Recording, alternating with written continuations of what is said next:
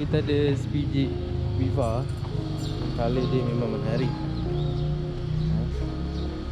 Dia nak tukar dis depan, Caliper depan dengan standard Viva pakai drum. So mungkin dia nak convert masuk disc dan Caliper lah. Convert daripada drum pergi ke disc. So ni barang-barang dia. Okay, ni barang-barang dia yang kita nak masuk. Standard Viva punya disc dengan Caliper kecil Nanti kita compare. Nanti kita tengok nanti bila dah siap. Okay, ni Viva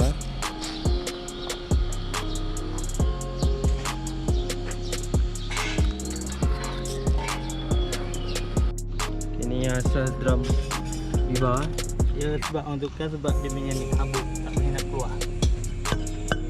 Dia tu kelemahan pakai drum lah. Aku tak boleh nak keluar bila terlalu banyak. Dia boleh makan jam.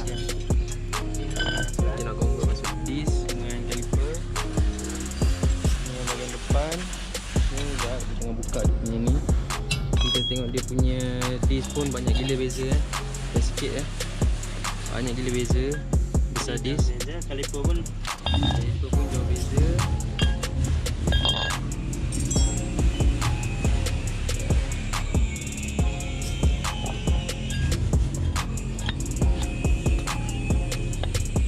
ni yang depan. Ya, perbezaan standard Viva dengan Caliper ni dengan Honda punya. Banyak gila beza dah sikit Beza disc. Di sana apa? Macam anak dengan bapak Oh. Beza banyak beza okey. Okey ni yang depan. Belakang untuk tadi. Ni yang belakang. Yang asal dia ni brake drum Asal. So kita nak convert masuk ni lah. Masuk brake disc. Okey. Ni Viva belakang kita tengah proses pasang lagi. Tapi depan dah siap.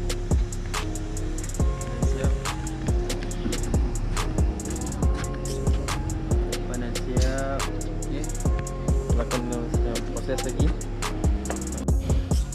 Dah siap depan belakang.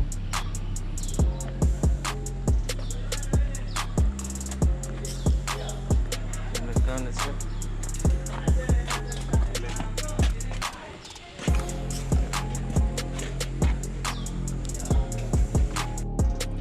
Okay guys, alhamdulillah biji Viva tadi dah siap Ada masuk brake 11 inci depan Jadi 11 inci depan Honda.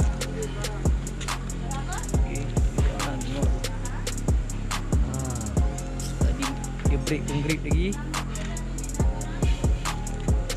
Belakang sama bos.